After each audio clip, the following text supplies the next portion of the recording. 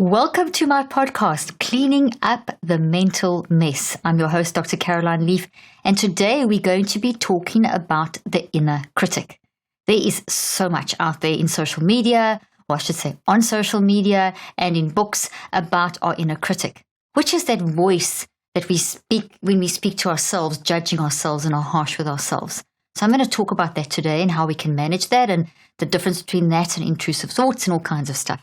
But before we begin, I want to remind you about my annual mental health retreat that's running the 2nd through the 4th of December in Dallas, Texas. It's going to be phenomenal. There's only a few places left, so you need to get in there and register. We've actually opened up some more space so that we can get more people in because there's been such a wonderful response. And the reason why is that we all need help with our mental health.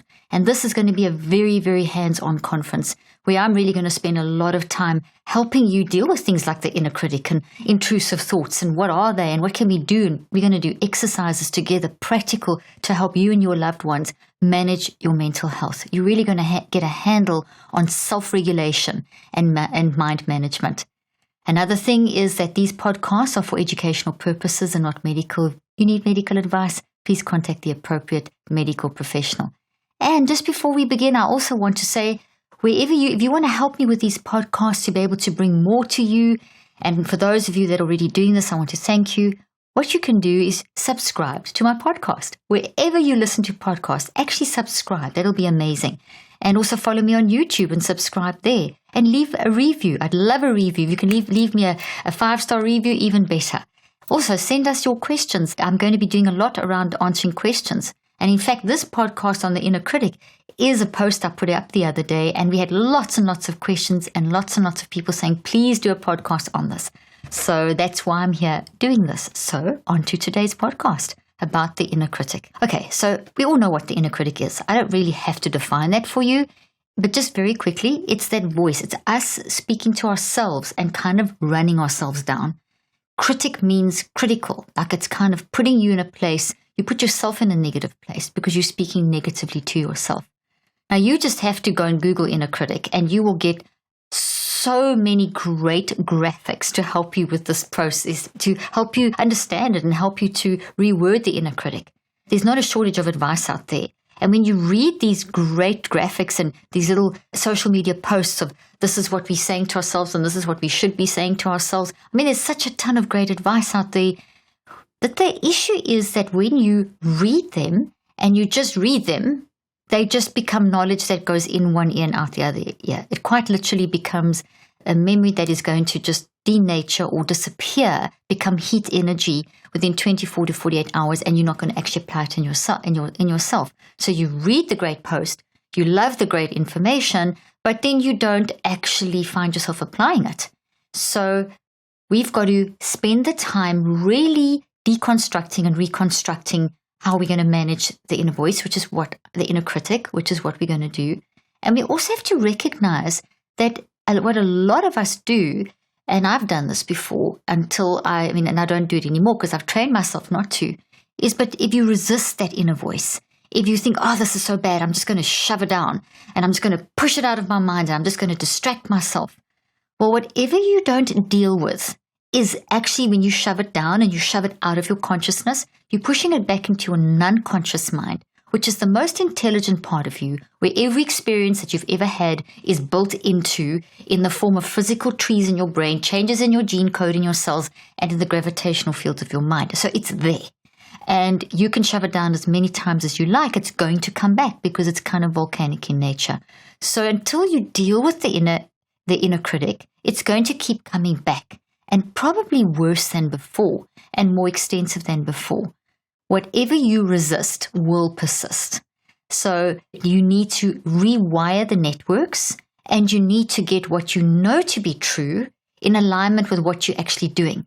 One of the main questions that people used to ask me in therapy and that they still ask me and that I've even asked myself is that I know what I should be saying to myself, but I'm not saying it. This is what I am saying. And there's this huge gap between, or chasm, or huge big, think of two sides of there's a huge big, like a chasm on one side of the mountain and you're also on the other side. And this side is the inner critic and that side is the true you. and your identity is saying, no, that's not true, but there's this chasm. So you know that's the truth, but you're living here because this is more of your reality. So we want to bring that together, and we want to get the inner critic changed into, or listening to, the truth, the wise mind. So the critic mind is part of our messy mind that I always talk about. And I always say it's okay to be messy. So therefore, it's okay to have this inner voice, this inner critic, and not to be scared of it. It's basically just it's a type of intrusive thought. If you resist it, it will persist and get worse. But if you embrace it, if you start building that bridge between what you really know about yourself and what you're actually saying about yourself, if you do that, you're actually then going to manage it. You're going to be able to deconstruct it. And that takes time. It's going to take you at least 9 weeks, at least 63 days of working at this deliberately and intentionally in a very sequential way. And that's where the neurocycle comes in. That's what the neurocycle is. It is the system for how we get these kinds of things under control, how we get these intrusive thoughts. And today we're specifically talking about the inner critic, that inner critic speaking to ourselves. That's specifically how we get that under control. So the neurocycle is the system for how you can close that gap between what you know to be truth, the wise mind, and the messy mind, what you should be saying to yourself and what you know is the truth about yourself and what you're actually saying to yourself. And obviously, what you're saying to yourself has got some sort of root, because what you're saying to yourself is the outpouring or outcome of something, and that something is a thought. Because everything you say and everything you do, whether it's your inner critic talking to yourself or whether you're talking to someone else about yourself or whatever it is coming from something. I'm speaking to you now about this. This is coming from something. What? A thought. The research I've done, etc., etc. It's in my brain. So always get that principle. However you are showing up in your life, whatever you're doing, the inner critic, the FOMO, the FOPO, all these things, okay, is coming from somewhere. And it's coming from a thought. And that thought has got interpretation, processing, and roots. And we've got to embrace that whole thought tree, branches, leaves, trunk, roots, and all. And we've got to dig out the soil and get it out of the ground and deconstruct it in that way and reconstruct it. In other words, the root of the thought of a inner critic is going to be the reason why you're doing that. So there's a reason why you're speaking to yourself like that. There's always a because of. Okay, so the neurocycle helps you to manage that and systematically make that change, rewire the neural networks, and it does not happen quickly. I wish I had a quick answer for you, but I don't. It doesn't. It takes time. It takes cycles of 63 days for you to rewire your brain, change the genes in your every cell of your body, and change the gravitational fields of your mind around the specific topic of today, which is the inner critic. And anything. So anything you want to change. Today our topic is the inner critic. Okay, so I put it in the post. I'm just going to read what I said in the post.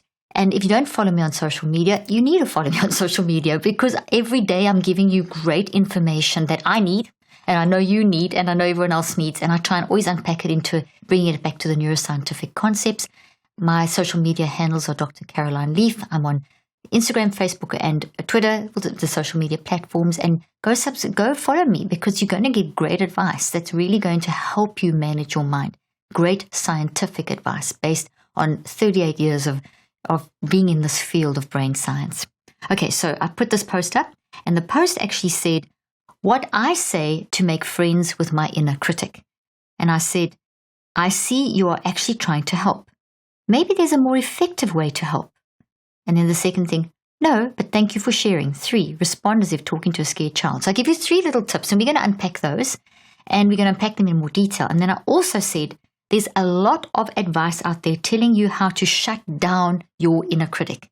Okay? And there is. I mean, just Google it. And the beautiful graphics and great social media posts. How to shut down your inner critic. But the truth is, what we resist persists. The more we try to suppress something, the harder it tries to sink its fingernails into us. You can't suppress whatever comes up in that inner critic voice. As it comes up and you suppress it, it goes back stronger than before. So you've all seen my thought trees. Here's a healthy one. Here is the inner critic one. Let me grab this one. So here's the toxic tree. And as you find yourself saying those words, this is what it's coming from. As I said, everything comes from something. And this, if you just try and suppress it or push it or shut it down without dealing with down to the root level, it will go away for a little bit and it comes back even stronger. So every time it comes up and down, every time it does that up-down thing, it gets stronger than before and gets more stuff added to it. So you don't want that. You want to get it under control. Okay, so we can never get rid of fear completely, and it can be a helpful and insightful emotion when addressed and managed correctly.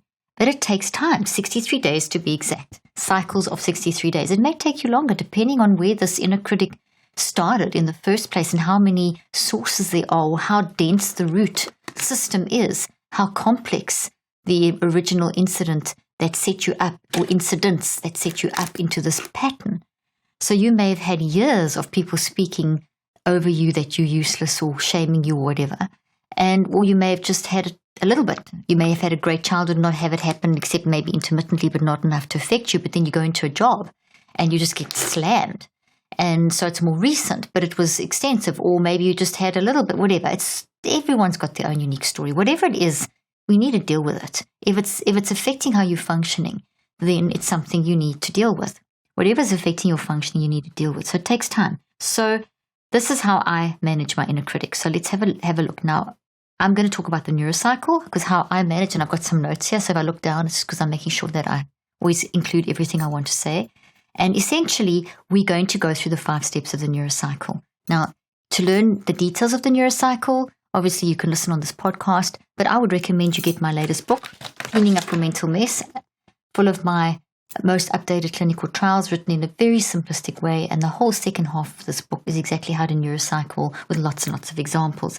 And then also my app, which is just fantastic. We've got the most fantastic upgrade coming very soon. And if you download it now, as soon as we do any updates, it obviously, you get the update with it. But currently it's beautiful. It's literally me giving you therapy. So I walk you through the 63 days. Plus I have a whole bunch of other mini neurocycles to help you through, like if you're having a panic attack and that kind of stuff. So it's really, really a very helpful tool. So if you want to know more than what I'm sharing with you today, those are 2 great resources that are inexpensive and really, really helpful. Me, like literally giving you therapy on your phone. And I've shown from my research that when you use the app, the neurocycle in the app form, you will improve by 81%. That's what I'm showing, minimum. That's what I'm showing from my research. So everything I give you is clinically researched, is based on scientific research. 38 years I've been in the field. And I don't just sit on my laurels. I keep on researching. It's just so important that I keep on researching. I want to give you truth. And I've got to keep learning new information. So I keep updating. So that I deliver through to you so that you get the most updated research. Okay, so the neurocycle's got 5 steps. It's a system, not a technique. You can put any technique you want into it. It's a system for how you are going to manage your mind. And in today's discussion, it's how you're going to manage the inner critic.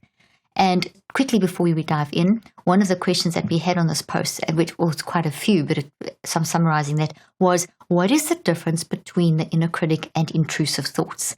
Okay, so up to, I believe it's 100% of people, even though the statistics say it's around 96% of people battle with intrusive thoughts. All of us do. Some of us more than others. And depending on how we are managing our mind. And we can get better at it. But intrusive thoughts are an invaluable source of great information about how you are functioning in your mind. And if you learn to listen to intrusive thoughts, you can actually make them work for you and not against you. So they are absolutely loaded with fabulous information. When I say fabulous information, I mean the information may not be so fabulous, but it's fabulous what will happen when you actually get to the grips with that information. So you may not feel great in the moment, but once you use that information that you're going to get from the intrusive thoughts, you are learning to get empowered to have the autonomy to be back in control, so that you look at the toxic thoughts and the toxic stress from the inner critic, as we're discussing today, and anything else, and you learn to get control. So the first step is gather. The second step is reflect. The third step is to write. The fourth step is also writing. The third writing step is to just literally download everything that you've gathered and reflected on, and then whatever else comes up in the writing process. And you're going to use it in a in a system called a metacog, which is a system I've developed over many years, which is kind of a pattern way of writing in detail in Cleaning Up Your Mental Mess. I teach you how to make a metacog, and also in my app there's a video.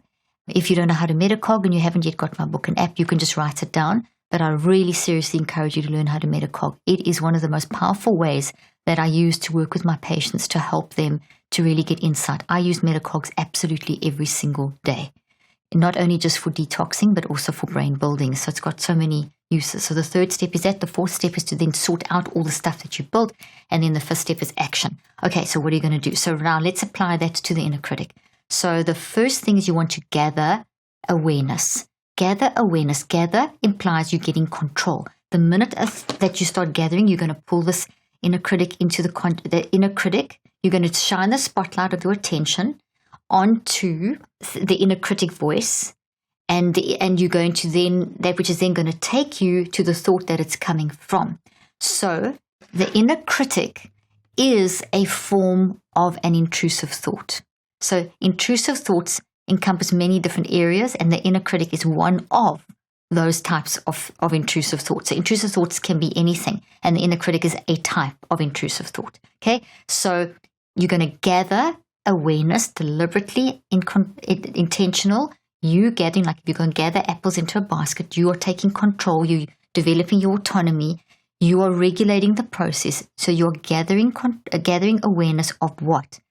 Of that pattern of the inner critic. So how often is this happening that it's disrupting you? Are you doing it once a day, 50% of the day, once a week, every day, all day? I don't know. What is it? So how often is that inner critic voice coming up? So that's the first thing you want to gather awareness of. Then you want to gather awareness of the specific things that you are saying. So I wrote this down.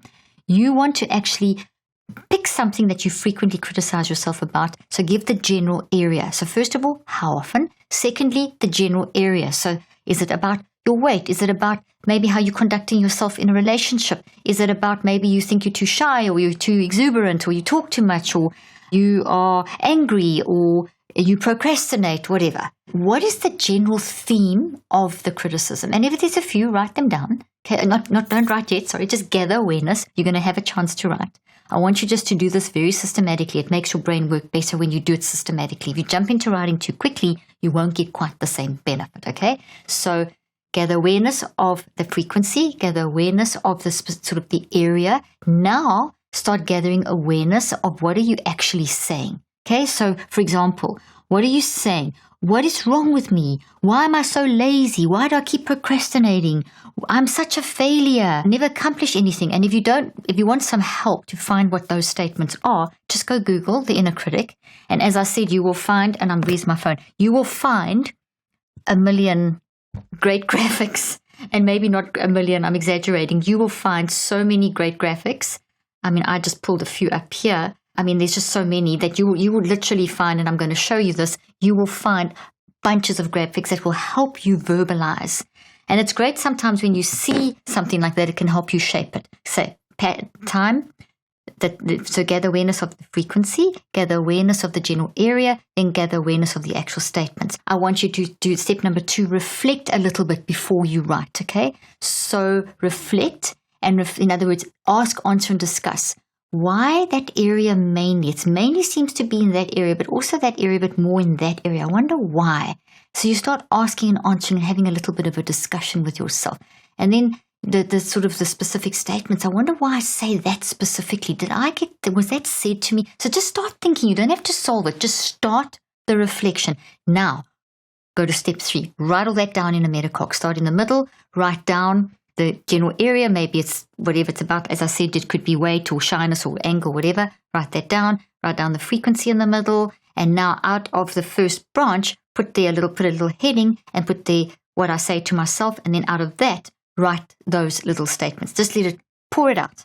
Write it. And as you're writing that, whatever comes to your mind as you're writing that is coming from your non-conscious. It's got some relationship. Even if it seems like it's not important at that moment, write it onto the metacog. It doesn't matter where, it doesn't matter if it's disorganized. The more disorganized, the better, because you're pulling up stuff, you're getting insightful as you go through this neurocycle like this, you're digging deep, okay? So you're literally giving yourself therapy, using your wise mind to dive into your messy mind and getting them to work together. Then you go to your step 4, your recheck. And the recheck is where you're now going to look at what you've written to organize this thing. And these are the kinds of things that you'll say to yourself. What is the critical voice saying to me? And why is it saying that? So you've gathered and you've put all these statements down and you've got all this stuff all over the page. And what you're seeing, and I made this other statement here, the point here is to note that this negative self-talk is harmful. So as you recheck, you see, well, this is not doing me any good, because when I do this negative self-talk, I don't progress forward. I kind of go backwards, or I get stuck, or I'm not as creative, or I don't speak up when I should, or whatever. So I'm not functioning in the way that I could. So the recheck is discussing those kind of things. What is it doing to you, and what would you rather happen? So it's a realistic look at how this is impacting you, and you're going to see a lot of that coming out from step 3. And then also the other kinds of things in the recheck are things like you'll say is to start reconceptualizing and seeing that, okay, this inner critic voice, it's harming me, but it's coming from somewhere. So where's it coming from? So now you need to start looking for the root. So you need to start thinking, okay, what's this thought coming from? So I'm not going to get straight to the root. I have to first go to how I'm interpreting myself. So those statements that you make about I am useless, or I am this, or why am I doing this, the things that we wrote down, the things like what is wrong with me, etc. And you can get lots of help, as I said, online. Those you want to see how did you process those? How did you build those memories into this thought? Where did they come from? And so you're going to have to start doing a little bit of work, and that's what the recheck, you start asking yourself, where did this come from? And if you look back at step 3, you'll start seeing some hints of maybe in childhood this was spoken over you, or in this situation this person said this frequently, and this is where I think it's whatever. You start getting some insight. So the recheck is a whole, this is harmful to me. What should I rather be doing? So therefore, if I look then at those statements I'm making, I'm actually trying to help myself in a weird way, because that was spoken over me because of something. So as I criticize myself, I'm trying to do something for myself. So in other words, now you've reconceptualized the inner critic voice, instead of, and you seeing that you're saying it because of something. There's a reason. So if you find that reason, it's going to help you. And so as you do that, you're going to get more and more insight into the because of, which will then help you shift the statement from the negative from this inner critic to saying something that's a bit more realistic. And it's going to take time. I mean, you're not going to I'll come to the timing in a moment, but you're going to start saying things like, maybe this inner critic is trying to keep me on track and trying to help me achieve my goals. And because someone always, maybe a sports instructor said that you use this unless you do this, so in other words, maybe it was said over you misinterpreted, but actually you're trying to use that to push yourself or achieve a goal or keep you connected to others, or whatever reason. There's always going to be some sort of a reason, okay? And then from there, you can start now saying, okay, how am I going to see this differently? And this is where you can find some really great help online. And hang on, I've got it over here. I was going to write these out for you, but I found so many online, and I'm just going to read some of them. In this recheck step, you want to start taking those, once you've done this kind of discussion about how is this helpful, what could the root be, then you can say, how can I start seeing this differently? And that's things like the critical voice is saying, I'm not good enough. And the reconceptualize, when we reconceptualize that using the wise mind, we rather say, I am stretching myself and learning new stuff all the time. So instead of saying, you take the I'm not good enough into, actually, I'm stretching myself and I'm learning new stuff all the time. Another example. Okay, there's the statement. I'm saying I can't do that. Where's that come from? That's coming from something that was spoken over me. Okay, but how can I see that differently? How can I reconceptualize that? Instead of I can't do that, let me say, up to now, I haven't been able to do that, but I can learn. Another one, we'll do one more. I'm stupid. It comes up all the time. It seems that was maybe said to you a lot in childhood. You're stupid. Maybe it was said by someone who was trying to motivate you to try harder, and they just said the wrong words, or maybe they genuinely just being nasty or whatever, but that wired into your brain. So instead of the I'm stupid, where you can see it's come from a reason, you found the because of from the first few steps that we've done, now you can shift that to saying, I'm smart, as is demonstrated by my achievements to date.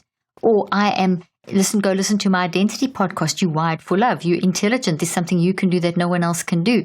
So that's what we do. It's quite a lot of work that's going on in the recheck step. And then you go to the last step, which is an active reach. And that's going to be a simple action for the day that's going to help you to take what you've learned in the first 4 steps and move forward. So it could be something like, okay, every time the inner voice comes up today that says that I'm stupid, I'm going to grab that and say, I said that because of something in my childhood, and I actually am not stupid, I'm brilliant. And I can learn how to do these things, and I can stretch myself. There's something I can do that no one else can do. So you take the little statement that you created in step 4, and you use that to say to yourself, and you keep yourself anchored in that. Now, I've said a lot. You're not going to achieve all of this in one day. You're going to take quite a lot of time. In fact, you're going to take the first 3 weeks of the 9-week cycle, more or less the first 3 weeks, to get to the point where you are actually starting to see all the roots. The first day, you may not get that far. You may just get to the statements you're making and know it's coming from somewhere, but you don't know where. It might take you the first week or 2 weeks or maybe the full 3 weeks to really start seeing some of the root system. And once we see the root system, then the soil's been taken off, and it's going to start, basically the energy is going away. It's going to die. It's going to go away. And the energy is converted, and you're building this healthy new thought. So this is the reconceptualize. So it's going to take you about 3 weeks to really believe you're not stupid, and that this has come from, and that actually you're brilliant, and whatever other parts, whatever's involved in this inner critic. Then you need to practice the same 5 steps for the next 42 days. The first 21 days, you're going to do the neurocycle, the 5 steps of the neurocycle for around anything from 7 to 45 minutes. Don't go longer than 45 minutes. So whatever you achieve in that time, so even put your timer on. If you're doing 45 minutes, then it's going to be around about 5 minutes for each of the steps. Okay? So that will be around about maybe 5 to 10 minutes. Don't spend longer than that on it. Keep it very limited, because you can only handle so much in a day. And my research has shown that it's more effective if you do this slowly over time. So don't try and fix the inner critic today. Be prepared to work for the 63 days. So, I do it in like a 7-minute cycle, sort of 7 to 10 minutes max. So around about 2 minutes on each step. Sometimes I spend longer, but don't spend longer than 45. That's the first 3 weeks. After that, you're going to spend around about 5 to 7 minutes. Same 5 steps, but it's going to be around about 30 seconds to a minute for each step. So you've got to be quite disciplined, because you can get caught up in something and writing, and you look up and it's 30 minutes later. Discipline yourself to stick to the cycle, and you will get much more out of it if you do a little bit each day. Otherwise, you're going to get caught up, get exhausted, do it for 3 days, and you're going to stop.